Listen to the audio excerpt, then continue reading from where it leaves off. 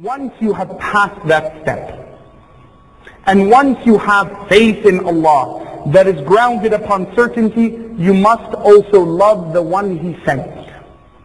You must love Muhammad sallallahu alayhi wa sallam. How can one hear of Rasulullah sallallahu alayhi wa sallam and not find himself enchanted and in love and in awe of the personality, of the character, of the demeanor, of the strength of Rasulullah sallallahu alayhi wa sallam?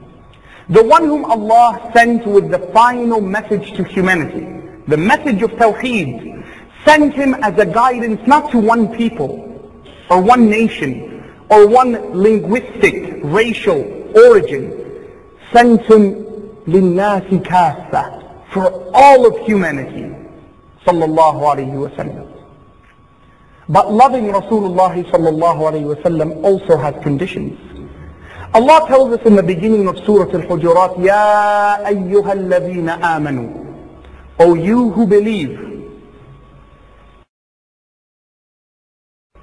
He tells us in the second verse, لا ترفعوا أصواتكم فوق صوت النبي ولا تجهروا له بالقول كجهر بعضكم لبعض أن تحبط أعمالكم وأنتم لا تشعرون. O you who believe, do not raise your voice a level or an octave higher than the voice of the Messenger sallallahu alayhi wa sallam, and do not call him loudly as you call one another. For if you do so, all of your deeds may be rendered fruitless, may be destroyed. Shaykh al-Islam ibn al-Qayyim, he gives us a beautiful statement.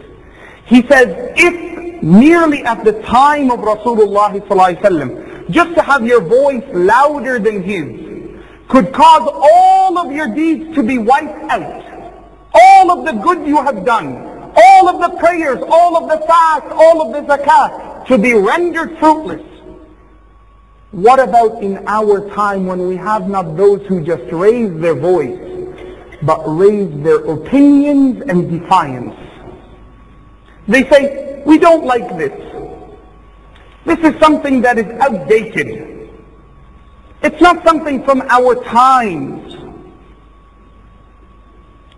Rasulullah sallallahu alayhi wa sallam, we don't just respect him in the physical sense. Rather, you also respect him in your deeds and your belief. So we do not raise our voices and we do not raise our objections.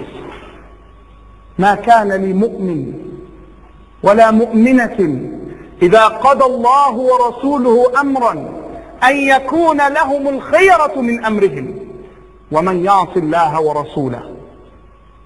Never is it befitting a believing man, a believing woman, that when Allah or His Messenger have decided something, have ordered something, that they have any disopinion to it. قالوا سمعنا وأطعنا. They say, we hear and we obey, Ya Rasulullah sallallahu alayhi wa sallam. In your day and in your life, measure your deeds by its acceptance from Rasulullah sallallahu alayhi wa sallam. Third step to Jannah, al-arkan, the fundamental pillars of Islam: Salah, Zakah, Siyam, and Hajj. Aside from what we have already mentioned regarding Tawheed. You will never succeed in life by missing one of the obligations. You will have no success without prayer. No contentment or happiness or joy without turning to Allah in prayer. You will have no purity of wealth without zakah. You will have no true health without siyam. You will never appreciate life without making the journey to the Hajj of Allah subhanahu wa ta'ala. The Prophet sallallahu alayhi wa sallam mentions to us that Allah said that the thing that brings the greatest joy to a believer, the thing that raises you in elevation in the sight of Allah, is al-mudawama, consistency in performing the obligations. A man comes to the Prophet ﷺ and he says to him, as is narrated by Imam al-Bukhari, Ya Rasulullah, if I was to believe in Allah and to believe in you, and love you more than everything else. وَأَقَمْتَ الصَّلَاةِ, and I prayed. وَآتَيْتَ, and I gave the zakah. وَصُمْتَ Ramadan, and I fasted the month of Ramadan. وَحَجَجْتَ الْبَيْتِ, and I performed the Hajj. Will I enter Jannah? The Prophet ﷺ said to him simply, لَوْ صَدَقْ, if he is truthful in saying, I'm going to pray, I'm going to give zakah, I'm going to fast, I'm going to make Hajj, دَخَلَ الْجَنَّةِ, with nothing more. If the person does it, he enters Jannah. That is the main requirement of Islam. Everything else is second to it. Hijab is second to it. Do not let the shaitan come to you and say, well, I don't wear hijab, so I shouldn't pray at work. You have many Muslim sisters, they'll ask. They'll say, I don't wear hijab, and what am I to do at work? Take your hijab with you, leave it in your desk, find a place to pray and pray.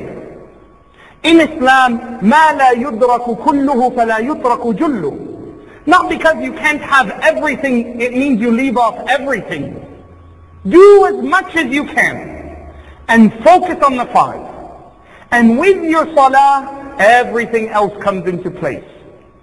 إِنَّ الصَّلَاةَ تَنْهَى عَنِ الْفَحْشَاءِ وَالْمُنْكَرِ. Salah bars you, keeps you away from falling into errors and into sins, falling into the major and also the minor evil deeds.